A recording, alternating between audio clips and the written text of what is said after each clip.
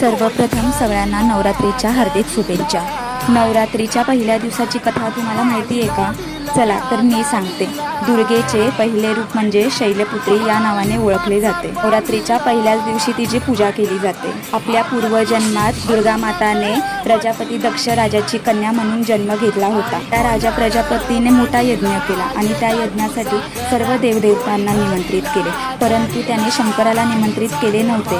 आपले वडील मोठा यज्ञ करणार असल्याचे समजल्यावर माता दुर्गाला तिथे जाण्याची तीव्र इच्छा झाली। तेव्हा महादेवाने देवी पार्वतीला सांगितले की राजा काही कारणास्तव माझ्यावर नाराज आहे, त्यामुळे त्यांनी मला यज्ञासाठी आमंत्रण दिले नाही आणि तू सुद्धा तिथे जाणे मला योग्य वाटत नाही। परंतु मातेचा आग्रह पाहून शंकराने तिला यज्ञासाठी जाण्यास परवानगी दिली, परंतु तिथे गेल्यावर महादेवाचा झालेला अपमान देवीला सहन झाला नाही आणि तिने अग्नीमध्ये स्वतःला जाळून घेतले। याची माहिती महादेवाला झाल्यावर त्यांनी तो यज्ञ